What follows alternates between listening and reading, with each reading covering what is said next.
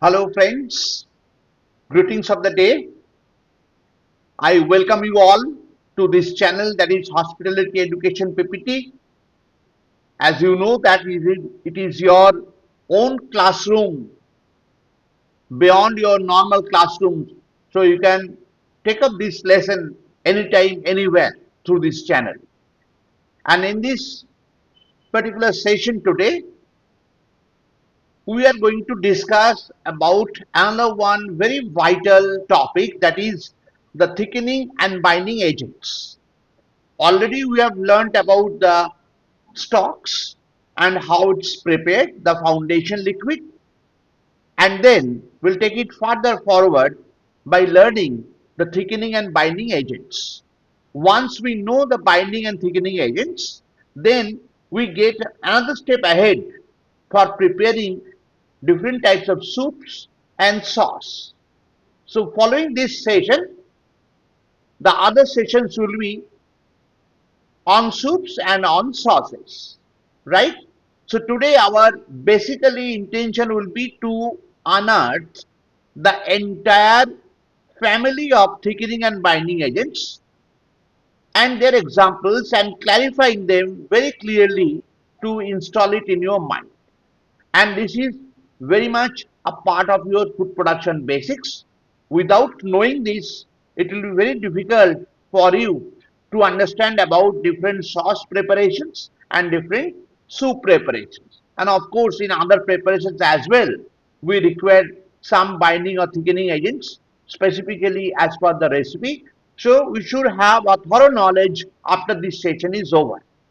So once again, I welcome you all to this particular channel, that is Hospitality Education PPT, and you are going to learn about thickening and binding agents with me. I am Wonderful Banerjee, your host for this session.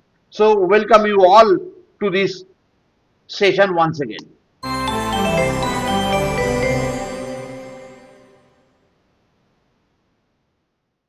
So let us find out that what are the points we are going to discuss today in this particular session. That means the agenda of the session. Okay, so it goes like this. Firstly, we are going to discuss about the thickening and binding agents. We'll identify, we'll clarify the concept, their role in the preparations, all these things. In that way, we are going to discuss about thickening and binding agents, and then we'll try to classify very broadly at how they can be classified under different categories. And of course, after that, we'll discuss about different types, like different starches used, different flour used. We also use roux and beurre manier, different proteins, fat and dairy products, fruit and vegetable puree, and panada. All these things are the types of thickening and binding agents which are used in different preparations to get the final product as per our requirement. So this is the thing we are going to discuss today in the coming sessions. So let us clarify this term thickening and binding agent. The word meaning thickening and binding is very clear in our mind. Then something to make it thick, and binding means something to hold it properly so that they are not broken into pieces. So they will bind it properly. Even it stands good for the liquid or semi-liquid product as well. So that is by name. But exactly what is thickening and binding agent means? Thickening agents actually gives the body of the product. Body means the mouthfeel, the structure. It also provides the right consistency and the palatability when used. Palatability means it is related to taste. They also improve the nutritive value of the sauce. They also improve the nutritive value of the sauce. Obviously, because they are adding, there are some ingredients, they are having some nutrients in it. They will add some nutritive value to the sauce. Flavored liquid are thickened and converted into soups, sauces, gravies, and curries. So these are the different terms, that is soup, sauce, gravies, and curries can be prepared, and we are mentioning out here they are basically a tool through which we can use flavored liquid. We can transform it to thickened converted product, and the products are soups, sauces, gravies, and curries, etc. Okay. In other words, binding agents are used to transform the stocks into sauce. In a very simplest way, if you want to explain the thickening and binding agents, in other words, we are saying binding agents are used to transform the stocks into sauce. Okay, that is the concept about thickening and binding agent. That means it is utilized in certain preparations to get some proper consistency. Body means the structure, the mouth feel, also increase the palatability, also it add on the nutritive value in certain preparations, and we get different kind of products, that is soup, sauce, gravies, and curries, by using this kind of thickening and binding agents. Okay, that is overall the concept of thickening and binding agents. Then methods of thickening sauce, soups, and stews include different methods as well. It's not just by only adding thickening agents it will get transformed. It has got multiple ways of using them. And we have mentioned out here, those are reductions, emulsions, and suspensions. That means whatever thickening and binding agents you are using, they are applied and giving the effect either through this process, either reduction or emulsions or through suspension process, and we get the transformations in the liquid. Clear? Let us clarify what is reduction. It is very simple. Reduction concentrates liquid and flavors by simmering and reducing the volume through evaporation. That means if you take 1 liter of a product and put it on a heat, controlled heat of course, and cook it for some time, automatically what will happen? There will be some evaporations. More evaporations means more reductions. And what will happen ultimately at the end product? They will become more concentrated and flavor will be also condensed. Okay. In meat-based sauce, natural occurring gelatins helps to add body. Whenever we are preparing some meat-based sauce, definitely what will happen? There is a product in the collagen, that is the gelatin. Gelatin will get melted and ultimately it will be cooked along with the liquid, and it will give the natural binding effect of the curry or the gravy or the sauce. Okay, that is known as the reduction. After reduction, what we get, another one term, that is emulsion. Emulsion or colloids. Emulsion, we all know that emulsion is a process by which two immiscible liquids are mixed into a homogeneous product. That is the emulsification. And we always say it is either oil to water or water to oil. These are the basic two ways we can do the emulsification process. And through emulsification process as well, the product becomes thickened. Okay. Now let us see the illustration of emulsifications. Now in this figure you can see that this is a container where we have taken some oil, water, and this is the container where we are having some oil. In the water we are putting some oil with a slow stream of oil, and ultimately if you leave it like this, you will see that this water and oil is not mixing up, because already I have mentioned that two immiscible liquids, water and oil, will never mix unless we apply some agitational force inside. And once you do that agitational force, that means beating it continuously, or stirring it continuously, what will happen? They will mix up and ultimately will give one homogeneous mixture, and that is the effect of emulsion. That means we are taking two immiscible liquids, mixing it through some agitational force or stirring method. As a result, what happens? They are transforming, some science is happening inside, and ultimately we'll get a product with a homogeneous one, thickened one. That is the effect of emulsification process. Clear? So reduction and emulsification are the two methods. And another one method is suspension. Suspensions are created by blending various ingredients into fine particles to create a homogeneous mixture.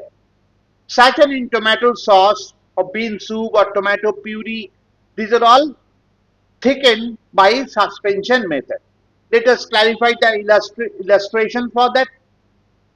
This is the solution, and here through dropper we are putting some other products there, and you can see once we are putting it, it will be suspended, and after some time, if the water, the solution is not disturbed or agitated, what will happen? They will precipitate. So what will happen? We'll take solutions and we take some other product and mix it and stir it. What will happen? It will be remaining as suspension, and that suspension will give some binding effect or thickening effect in the product. And basic example is tomato puree, tomato sauce, where we use lots of tomato puree which is blended through a blending machine. As a result, it gets suspended and we get the proper thickening. So thickening agents and binding agents, the concept is very clear right now.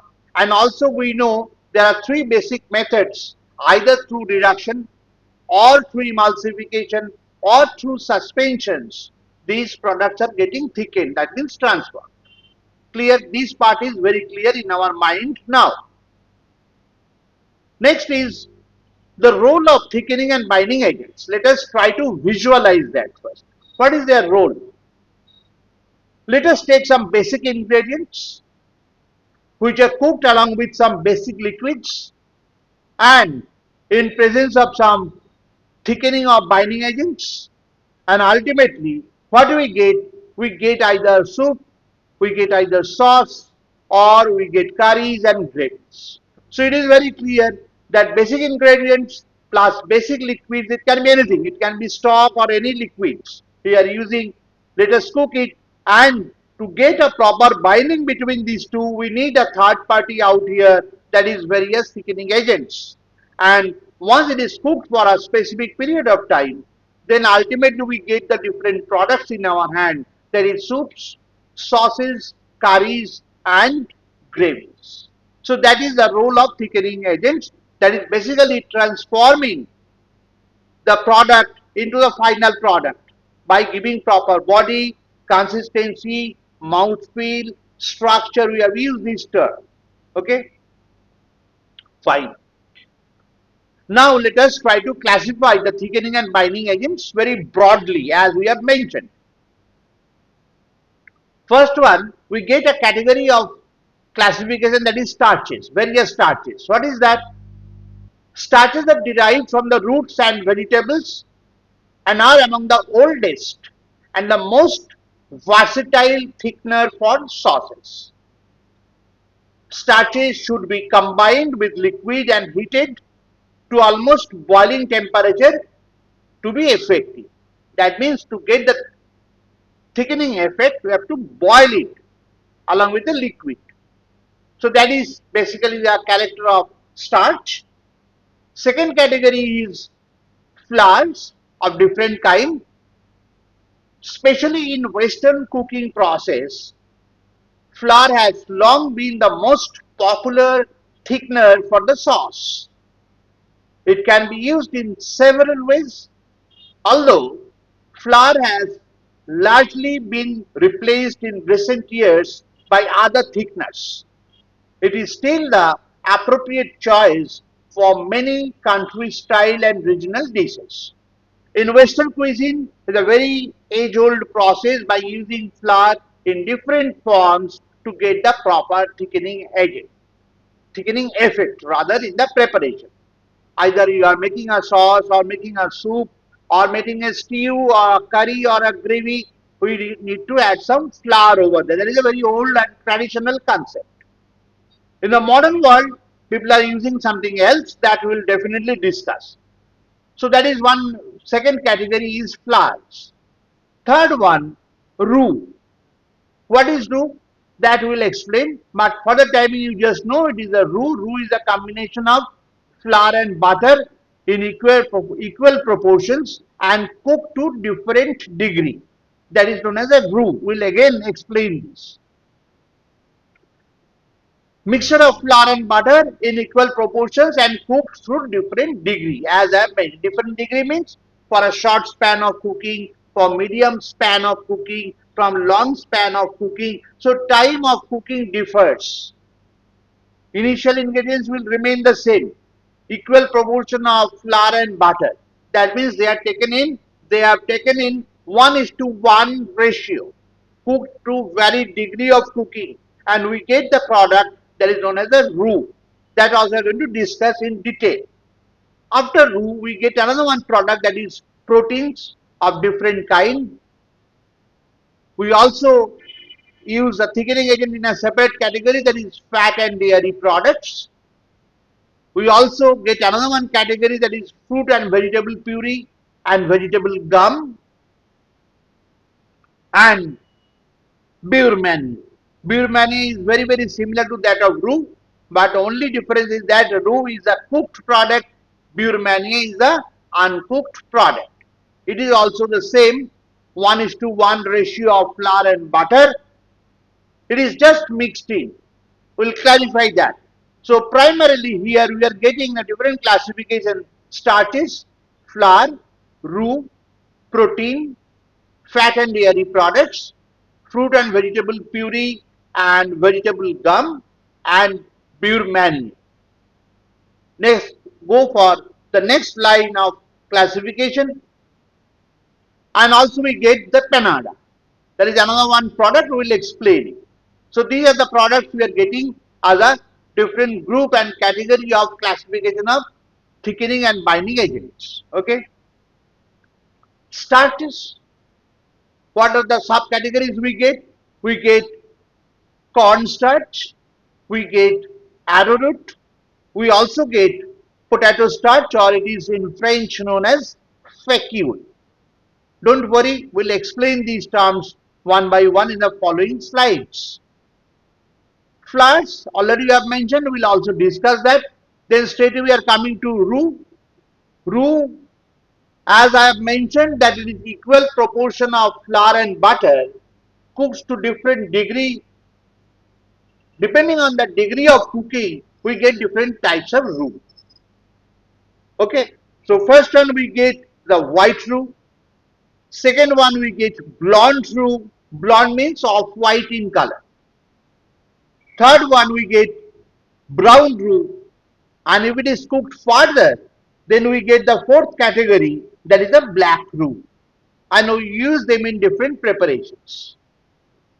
Then we get another one category, that is protein. Under proteins we can use egg yolk, because we all know egg yolk is a good source of protein. So egg yolk can be used as a protein source for thickening or binding agent. We can also use animal blood, and we'll clarify that, we'll explain that. So egg yolk and blood is coming under protein category. Under fat and dairy products we are getting butter, cream. What is cream we'll explain, and also egg yolk and cream liaison. As we have mentioned, fat and dairy products, obviously the cream is coming under dairy products, it is obtained from milk. And already we have mentioned about butter, and once we get butter, we get cream, we can also combine them to get a liaison with the protein, that is egg yolk. Okay. Then next is fruit and vegetables will be explained in the following slides. Beurre mani and panada also we are going to explain according one by one. So that is our broad classification of thickening and binding agents. This is done to develop a very clear-cut concept in your mind. Okay. Now let us proceed to the next. We'll discuss about starch, cornstarch. And what is cornstarch? Cornstarch, the purified starch, is the most familiar among all the starches available. We are talking about purified starch. What does it mean? Purified means, of course, the starch, first of all, it is obtained from different sources. It can be obtained from the grains, tubers, and legumes. And once you get that, you have to separate the fat, fibers from these mixture, whatever you are getting. And then whatever the product is there in your hand, that is the purified starch. Okay. So first starch is extracted from grains, legumes, and roots. Finally, once you remove the fat, once you remove the fiber, and once you remove the protein out of it, what will happen? It will become a white product, and that is known as a purified starch. So cornstarch is one of the purified starch. They should be used at last minute for the thickening of the sauce. You must have seen that, especially in the Chinese preparations, where at the last moment the Chinese people, they are adding, in Chinese cooking rather, we are adding some cornstarch mixed with water and added in the sauce and the preparation, and instantly the sauce and the gravy becomes thick. So they are added in the last moment, not before. Why? When it is cooked for a long time, then it loses the thickening power. So you understood why cornstarch is added at the last moment, just before removal. Because it will give you the instant thickening effect. The glossiness will also come, the shine will also come in the sauce. But if you cook it for prolonged time, then what will happen? The cornstarch is going to lose its binding effect. So there is no purpose will be defeated. So cornstarch will be added always at the end. The mixture of cornstarch and water is basically known as slurry. SLURRY. Remember this term. So cornstarch, first of all, it is one of the purified starch. We have made it clear that what is called purified starch. That means the starch obtained from different grains, legumes, and tubers, from which we ultimately remove the fat and protein and fiber, and ultimately what is residue, that is the purified starch. Okay. Now this cornstarch is always at the end. That why it is added at the end, that also we have made it clear. Then we get another one, arrowroot. Arrowroot is the best of the purified starches because it remains stable even after prolonged cooking. So you can identify the difference between cornstarch and arrowroot, and we are saying that arrowroot is best supposed to be why? Because even if it undergoes a prolonged cooking process, it remains stable. It is used the same way as cornstarch. That means mix it with water, cold water, remember, cold means ordinary room temperature water, and add it at the end. You can add it at the end, and then if you cook it for prolonged time also, it won't lose its binding capacity. So that is the difference between cornstarch and arrowroot. Both are purified starch, remember. And the third one, example, there are many, that is potato starch, we call it fecule. Fecule. Okay. Although potato starch is one of the first starches to be used in French cooking process, it has never been popular as a sauce thickener. It is used the same way as the cornstarch. That means it is mixed with water and added. And like cornstarch, it tends to break down after prolonged exposure to heat. So you can get one similarity among these two, cornstarch and potato starch. It is used like cornstarch mixed with water added in the sauce of the gravy in the last moment. And also, if you are cooking for prolonged time, it will be losing its binding capacity. In that way, arrowroot is best. Why you understand now? Because even if you cook it for prolonged time or little more time, its binding capacity or thickening capacity won't be lost. Okay, it will remain stable. So out of these potato starch, it has got a popular name in the culinary world that is known as fecule. F-E-C-U-L-E, fecule, and one accent on E. Accent echo is the acute accent that is on E, and it's known as fecule. Okay, so starches is clear. Then we get flours of different kind. Firstly, we get the rice flour, also known as rice powder, and it is a form of flour made from finely milled rice. It is distinct from rice starch, which is usually produced by steeping the rice in lye. Lye means what? Lye is a very strong alkaline solution where these rice grains are steeped in and you get the starch, rice starch separated. In Japanese, rice flour is called either komeko or mochiko. Remember these two terms? Rice flour is a particularly good substitute for wheat flour. Why? Why it is good substitute? Because which causes irritation. I'm talking about the wheat flour. It causes the irritation in the digestive system of those who are gluten intolerant. So those who cannot enjoy the wheat flour, for them rice flour is the ideal substitute. Rice flour is also used as a thickening agent in recipes that are refrigerated or frozen since it inhibits liquid separations. So if you put it in a product, it inhibits means it's control the liquid separations and will be able to hold the product in a nice way. So it is a very good thickening or binding agent. Okay. So one is the rice flour. Second one is all-purpose flour. All-purpose flour means flour is often used for thickening gravies. Gambas is a kind of stew in Creole cuisine and the stew. Creole cuisine will be learning it afterwards. Once you grow in the other semester, you will learn about that.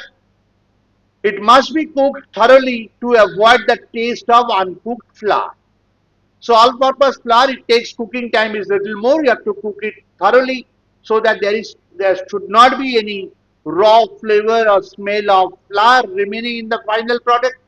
It is used for different gravies, gumbos, and stews. Gumbo is also another kind of stew from Creole cuisine. Okay, and then we get another one term, kuzu or kudzu or Japanese arrowroot. Kuzu is a very high quality starch thickener with a smooth texture and natural flavor. It is from the root of the kudzu that is naturally extracted from the roots of the kuzu plant, one of the Japan's most vigorous mountain plants. In Japan, the plant is known as kuzu and the starch named kuzuko. So kuzuko or kuzu, these are the name. It is obtained from a root of a mountain plant. It is a very strong thickener used in Japanese cuisine. Okay, that is for your information. So that is about the flours. And then we are coming to the word roux. At that moment, I explained that it is a mixture of flour and butter in 1:1 ratio and cooked through different degree. Different degree means for a specific period of cooking time. Okay, depending on that, we get different kind of roux. What are the things we get? We get white roux. What is white roux? This is prepared by cooking the flour and clarified butter for approximately 5 minutes over slow heat and stirring constantly with a wooden spoon or spatula. It is used for making a bechamel sauce and other thick soups. The color is light tan color. Remember that. So, though it is a white roux, why it is called white roux? Because it is cooked for a short span of time. How we are going to stir it continuously with a spatula or wooden spoon, and the color will be light tan color, and there should not have a raw flavor. Raw flavor, some part of the raw flavor will be there in the white roux as because it is not fully cooked. As because it is not fully cooked, it has got very strong thickening effect retained. Okay, that is about the white roux. Then, and it is a appearance of the white roux. If you mix it and cook it like a balloon beater we are using and go on cooking it for 5 minutes, automatically we will have a very sandy texture, and that is what we are looking for, a white roux. White roux have a light tan color and it has got a slightly raw smell with a high degree of binding effect as because it is cooked for a short span of time. Then we get another one, that is blonde roux. Remember the difference now. The preparation of butter and flour are the same as white roux. It is made more rapidly and should be made at last before using. Its color should be pale gold. It is used for velouté sauce and for some soups. The color of blonde roux will be peanut butter color. Now remember, once you are making a white roux and after 5 minutes, if you cook it little more, the color will change and change to peanut butter color, and that's the stage of a blonde roux of white color or light peanut butter color. But both the cases you have to stir it for constantly, you have to stir it so that it is not sticking to the any part of the pan, especially in the bottom region, and getting burnt out of that area. So go and stir it continuously, and at one point of time look at the color. Once the color is achieving to the right stage, that is peanut butter color or off-white color, you have to remove, that is your blonde roux is ready. It is used for mainly velouté. White roux is used for mainly bechamel sauce. Remember this. And you can see the appearance. Once it is cooked, you can see the change of color, and this is the appearance of a blonde roux. Third one, brown roux. Of course, you can understand well now. You have to cook the brown roux for little longer period of time in compared to white roux and blonde roux. Cook like white roux for long time till the nut brown color is achieved. Used for espinal, brown stew, etc. That means we are taking 1:1 ratio of flour and butter. Cook it for a short span of time. You get a light tan color, that is known as the white roux, used for bechamel sauce, any other thick sauce of white color. Blonde roux, the same mixture is cooked little more so that the color changes to peanut butter color, and the appearance is like this. You can see, and ultimately it is known as the blonde roux, which is used for making a velouté sauce. And brown roux, same mixture is cooked more till you are getting a nut brown color. Remember the color we have mentioned for both the all three preparations out here, and it is used for espinal sauce. And let us check the appearance. You can see clearly that nut brown color, this is peanut butter color, and this is just light tan color. This is an ideal color of the roux: white roux, blonde roux, brown roux. Now we are talking about the fourth one, that is the black roux. Your logic says that it will be cooked for longer period of time. There are different cuisines where we use black roux as well. So cook like brown roux till brown to black color is achieved. That is very obvious. Very much used in Cajun cuisine and gumbo, etc. Okay,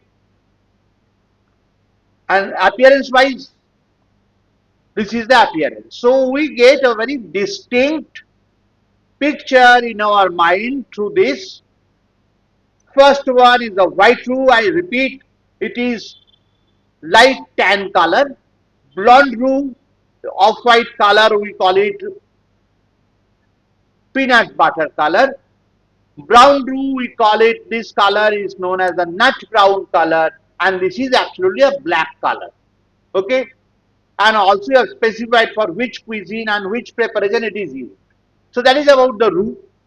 Now we get another one term, specially, that is beurre manier. We have explained in the main chart, and it is very similar. That's why I'm putting it out here, side by side with the roux, so that you get a very clear, distinct idea in your mind. Beurre manier, it has got two words. Beurre means butter in French. Manier means manipulated. So as a whole, it is known as manipulated butter. What is that manipulated butter? It is also called kneaded butter.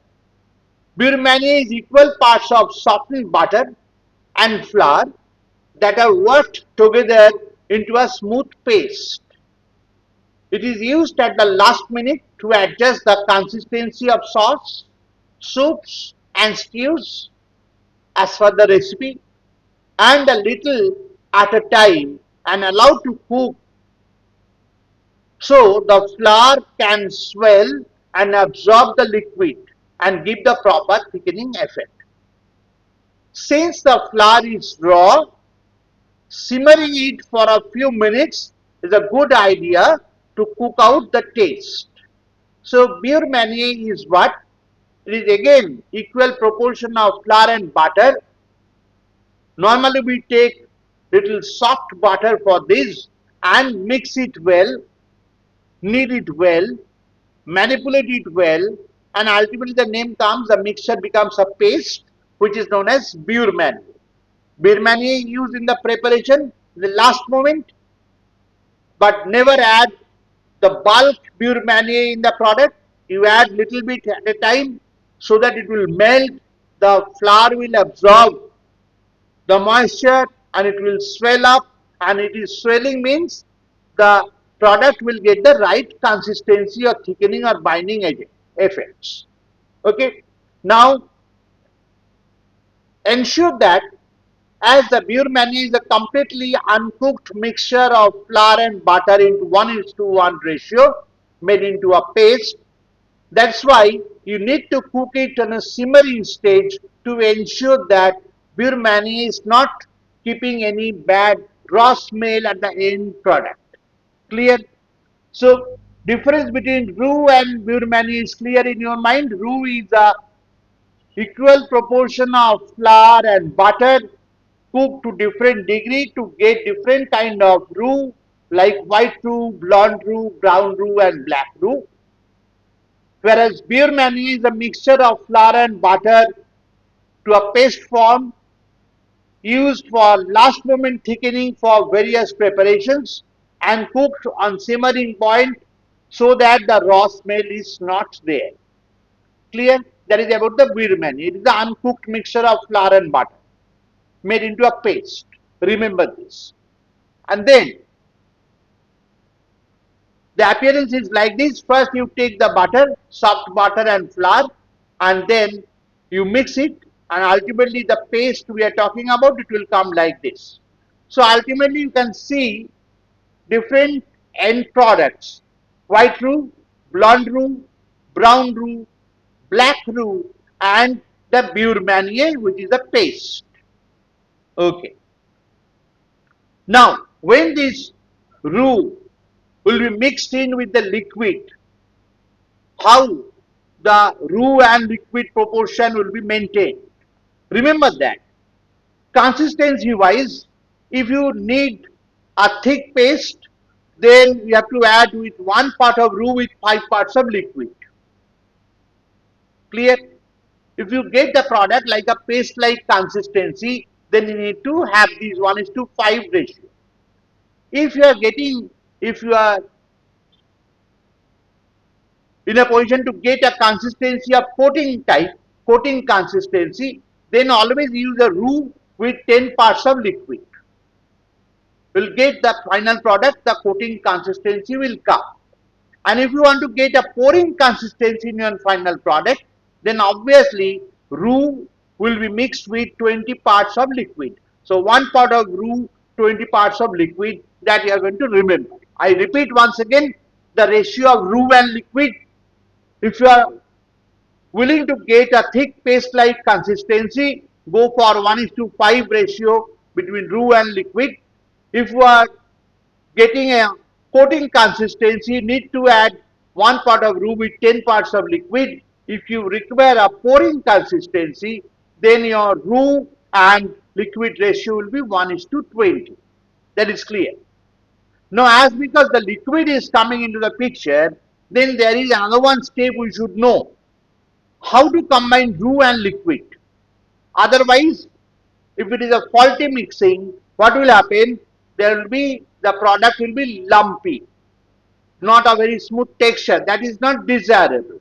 So there is a definite guideline that how the roux and liquid will be mixed in. Let us find out and explore that. First one, when you have a hot roux, remember, when you have a hot roux, combine it with a liquid in 2 steps process. Step 1, you add a part of liquid that is cold into the roux and blend it with a whisk. Once it is thoroughly mixed, then your step 2 comes. You add the remaining liquid which is now hot. You put it and mix it well. That is the first one. I want to elaborate it. Suppose your roux is hot, you want to mix it with a liquid, and liquid is also hot. What we are saying, that you take a little part of liquid and make it cold. So in a hot roux, first you add that cold liquid, mix it with a whisk or balloon beater, and then once that is well mixed, you ensure that there are no lumps remaining. Then you are going to add the remaining amount of liquid which is slightly warmer or little hot into that mixture and mix it well. There won't be any problem. The ultimate mixture will be absolutely smooth and free of lumps. Then another one option is there, when you have a cold roux, then you combine it with a hot liquid, overheat by blending it with a whisk little at a time. So you are getting 2 options. One is a hot roux mixed with the cold liquid, and if it is a cold roux, then mix it with the hot liquid and put it on the heat, blend it properly with a whisker and use less at a time. Slowly, gradually go on mixing it. Okay. Do not try to combine hot roux with hot liquid and cold roux with cold liquid. Golden rule, remember this. So whenever you are having a hot roux mixed with the cold liquid, whenever you are having a cold roux mixed with the hot liquid, but not everything at a time, slowly, gradually mix in the roux, and by any chance hot roux should not be mixed with the hot liquid. Cold roux should not be mixed with the cold liquid. That is our golden rule. Remember this. I think it is fairly clear about the roux. Now we'll talk about the protein. Under protein, first one we get, that is the egg yolk. Egg yolk are the most efficient protein thickness, in part because they are so concentrated with protein, have a rich flavor and offer a velvety smooth texture. Whenever this egg is added, egg yolk is added, it gives a flavor, it gives an immense change in the texture. Only difficulty is that, remember, the egg yolk coagulates between 65 to 70 degrees Celsius. So There is a short, small window for that. If your temperature of the liquid is more, so what will happen? Egg yolk will get coagulated very fast. So ensure that whenever you are adding egg yolk as a thickening effect or thickening agent to the preparation, always ensure that, your product has got a temperature level between 65 to 70 degrees Celsius, and once you mix in, what will happen? Change of flavor will be there, change of texture will be there, and it will become more shiny in appearance. So that's why egg yolk is very much used as a thickening agent in specific preparations. Another one is blood. Blood is also a protein. Blood contains the protein that is albumin, which coagulates when heated above 167 degrees Fahrenheit, that is 75 degrees Celsius. This coagulation helps to thicken the sauce and stews, and blood adds a deep, rich flavor and a dark color to the dish, enhancing their overall taste and appearance. The blood must be mixed with a little amount of vinegar to avoid the coagulation. So, mainly the pork blood is used. First of all, there are different preparations. This pork blood is very much used, and making of sausage and different Portuguese preparations. As blood is a protein, that is albumin, there is a tendency that it will get coagulated very fast. Temperature level you can see that is 75 degree Celsius. So what we are going to do is that we are going to mix it with little amount of vinegar. What is the ratio? 1 part of blood with 1/4 part of vinegar. It will add the richness, it will add the color, it will add the taste, and it will give the required binding effect. Clear? So that is the way blood is used. Remember the ratio. 1 part of blood with 1/4 part of vinegar. Fine. Collagen. Collagen is a protein found in nearly all connective tissues. And when it is cooked, it dissolved, and ultimately the sauce becomes thick. That is the effect of collagen. So whenever you are cooking a meat, automatically the gravy will become thick because of this effect that collagen is getting mixed in, dissolved and mixed in with the sauce. So collagen is acting as a binding or thickening agent in the preparation. One step ahead, that is another one, that is gelatin. What is gelatin? A protein produced by partial hydrolysis of collagen. That means here and here we are getting both the same effect. So here it is only collagen, and when the gelatin is extracted from collagen through hydrolysis process, then it is known as the gelatin, and also we get it from boiling of bones, various connective tissues, organs, and some intestine of the animals. These are the sources from where we get the gelatin. So gelatin is also having the same effect like collagen. It gives a binding effect. Okay. We do use another one, that is yogurt. Yogurt is a milk protein. It is popular in Eastern Europe and Middle East for thickening soups. Other than that, in our Indian cuisine, there are different kind of nuts are used for thickening agent, for thickening effect rather. That is not a part of our study now. We are only understanding about the thickening and binding agents which are used internationally in different cuisines, especially in French cuisines. So we have categorically mentioned under protein we are using egg yolk, temperature you should remember, blood, collagen, gelatin and yogurt. These are the types we are going to use under protein. Fine. Then we get fat and dairy products as thickening agent. Fat, under that you are getting first one is the butter. When butter is whisked into a hot liquid, it forms an emulsion, obvious. We have told you what is emulsification. Similar to the action of egg yolk, the milk solids and proteins contained in the butter acts as emulsifier and give butter sauce their sheen and consistency. So many a times what we do in the kitchen, the sauce is finished with the butter at the end. And once you add butter in the hot sauce and mix it well, you'll get an instant emulsification. And because of the emulsification process, you get the desired consistency. At the same time, you get a sheen. Sheen means the polishing effect, the shiny effect you get in the sauce. So butter is also used in that way. In many recipes, you'll find that finished with butter at the end. So finished with butter is nothing but to get the last moment thickening, change of texture, appearance, and of course the science is it is nothing but getting emulsified into the mixture. Cream. What is the cream?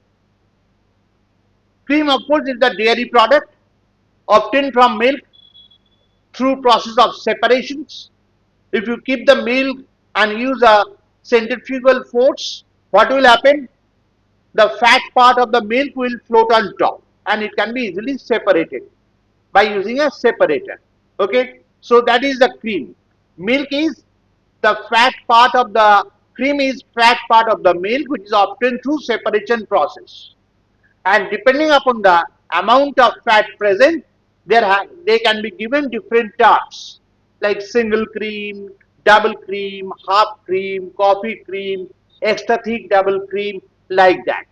And the percentage of fat varies between 35% to 55 to 60% of fat. Okay, so that is about the cream. We will learn cream in details in some other session.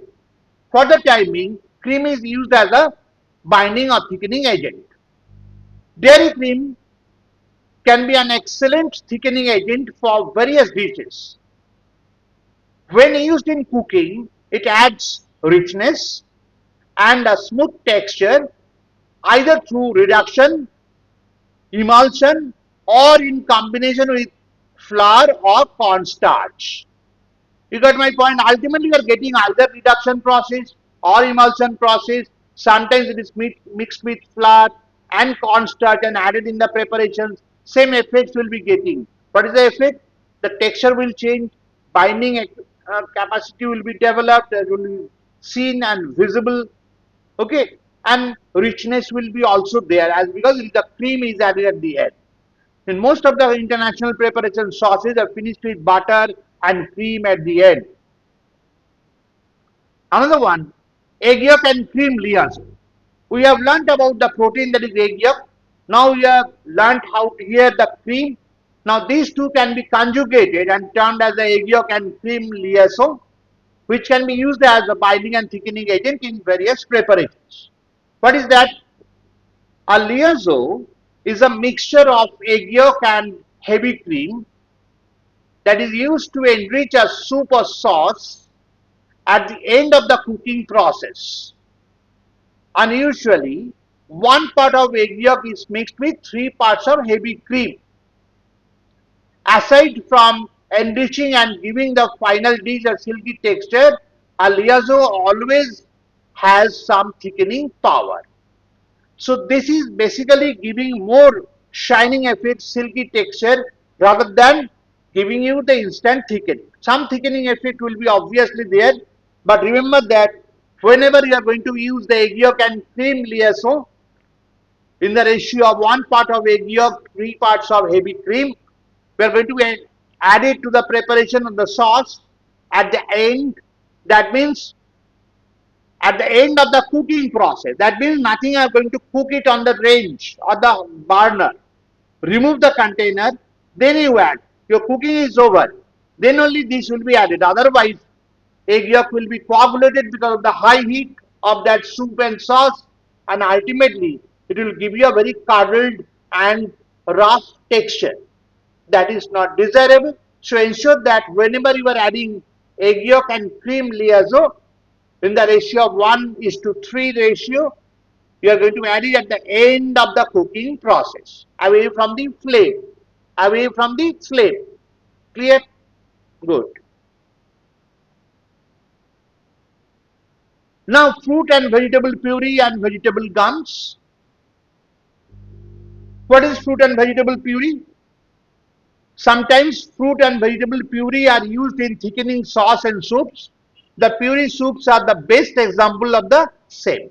There is a soup, just for example, puree of tomato soup or puree of vegetable soup.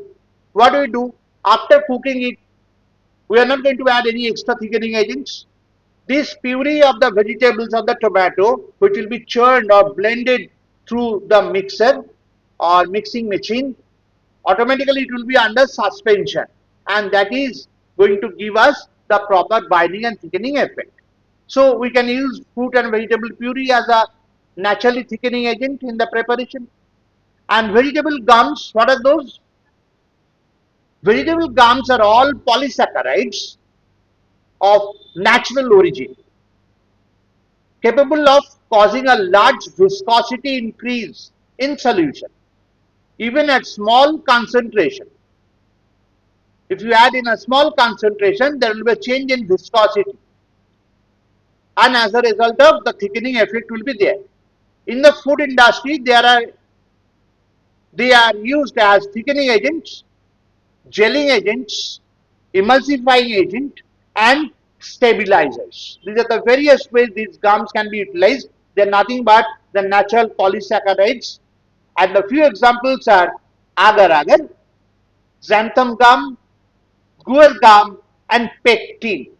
So these are the examples of vegetable gum, which are nothing but the polysaccharides naturally obtained, and if they are having a, if you add it in the preparation, it will give you the effect, thickening effect. It will give you a gelling effect.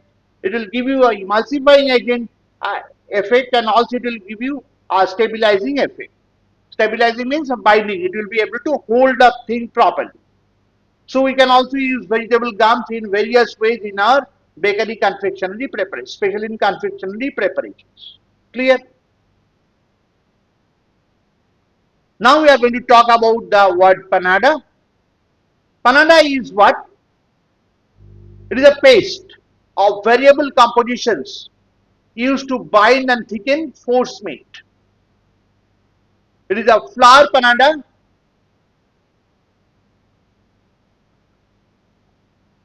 is used to thicken kennel force meat. Force meat, from the name it is very clear, the meat which is put inside with a force.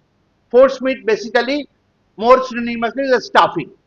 So make that stuffing we need flour mixture. The flour is added to the boiling salted and buttered water, and then the mixture is beaten well over a heat until it thickens.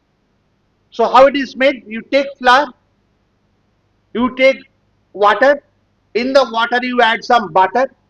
Once the butter is melted, you add the flour and whisk it well with a whisker and cook for some time. What will happen? At one point of time, it will start leaving the sides of the pan, and that's the stage is known as the panada. So panada will be more like a cooked paste. There are different names of the panada depending upon the ingredients you are using. Like one is frangipan panada. What is that? Made with flour and egg yolk, is used for poultry and fish force meat. There is another one, bread panada for fish, potato panada for kennels, and white meat and rice panada for various force meat. So ultimately the preparation remains the same. Preparation is what? Take the flour. Flour can be obtained from different sources. It can be a flour obtained from the bread. Breadcrumbs can be used. Rice flour can be used, and various other flours can be used. Depending on the ingredients you are using, the panada will take its name. Bread panada, rice panada, frangipan panada. Okay, and how it is to be cooked? Take a container, take required amount of water, add butter in that, melt it, cook it for some time. In that hot mixture of butter and water, add the flour, mix it well with a whisker, and then cook it on the moderate flame for some time. At one point of time, the mixture will start leaving the sides of the pan, and it will be able to, you'll be able to lift it with a beater. It will be so thick, it will become a ball sort of thing, not having that sticking to the side of the pan. Once you are reaching to that stage, the panada is ready, and panada will take its name from the rice, from the flour you are using. Either it is called rice panada, or bread panada, or simply flour panada, or frangipan panada, like that. Semolina panada, that is the way it is made. Clear? So we have discussed all the points, and let me conclude this session now.